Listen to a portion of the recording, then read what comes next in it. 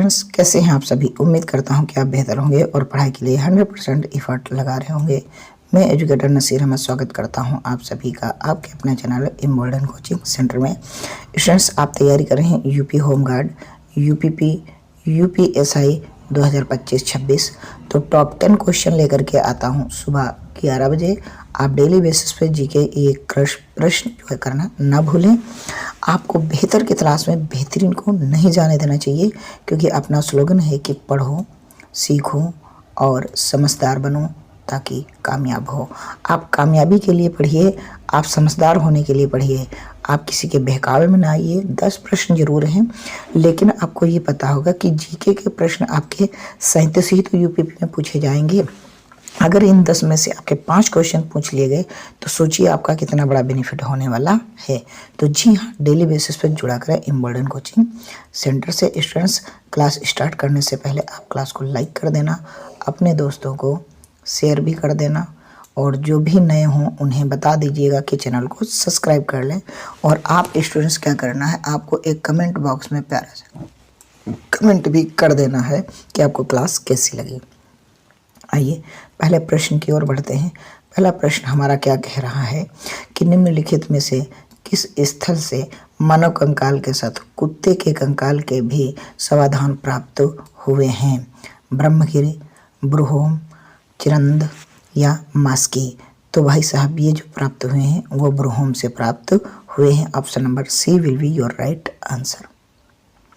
अगला प्रश्न है कि निम्नलिखित में से किस स्थान पर मानव के साथ कुत्ते के दफनाने जाने के साक्ष्य मिले हैं।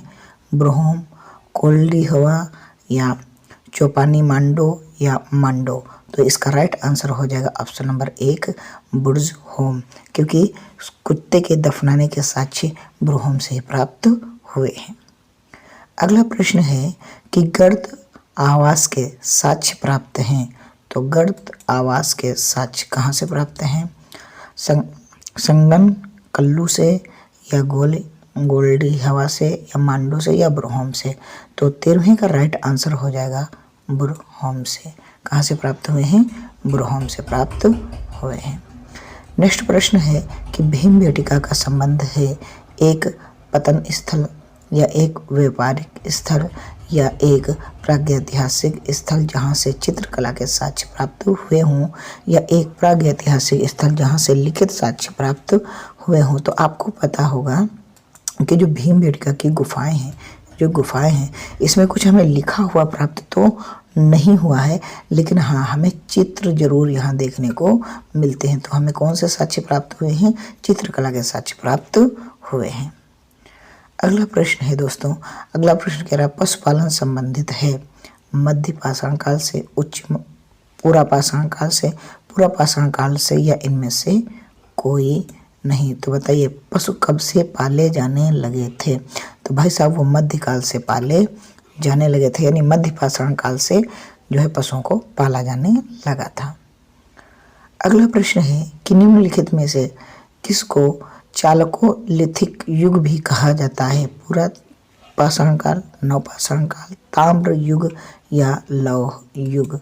जी हाँ, कौन से युग को कहा जाता है। तो इसका answer number C will be your right answer हो जाएगा। ऑप्शन सी आपका राइट आंसर है। ताम्र युग को जो है चालकोलिथिक जो है युग कहा जाता है।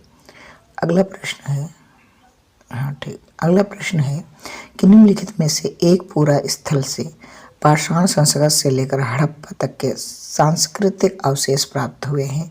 आमरी, मेहरगढ़, कोटदीजी या कालीबंगा। यानी कि ये कह रहा है कि पूरा तत्व पाषाण काल की संस्कृत से लेकर के और हड़प्पा की सभ्यता तक के जो है साक्ष्य इसमें से किस जगह से हमें प्राप्त हुए हैं। तो ये भैया प्राप्त हुए हैं मेहरगढ़ से। मेहरगढ़ ऐसा स्थान है जो सिंधु सभ्यता में भी आपको देखने को मिलेगा, और जो है आपको पूरा पाषाण काल में भी देखने को मिलेगा। मनुष्य द्वारा प्रयोग की गई प्रथम धातु लोहा, निकल, तांबा या कांसा। तो जी हाँ, बताएं सबसे पहले मनुष्य ने किस धातु का उपयोग किया था। 18 का आंसर हो जाएगा तांबा। क्या हो जाएगा, तांबा सबसे पहले मनुष्य ने प्रयोग में लाया था। अगला प्रश्न है ब्रूहोम संबंधित है निम्न पूर्वपाषाण काल से, उच्च पूर्वपाषाण काल से, मध्य पाषाण काल से या नवपाषाण काल से। तो इसका राइट आंसर हो जाएगा मध्य पाषाण नवपाषाण काल से संबंधित है। किससे? नवपाषाण काल से संबंधित है। आपका answer number D will be your right answer हो जाएगा। ठीक है, D will be your right answer. अगला प्रश्न है स्टूडेंट्स, कह रहा है कि चावल के प्राचीन साक्ष्य कहाँ से प्राप्त हुए हैं?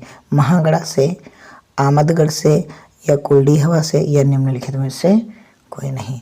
तो भाई साहब ये जो आपको चावल के साक्ष्य प्राप्त हुए हैं ये कुलडी हवा से प्राप्त हुए हैं।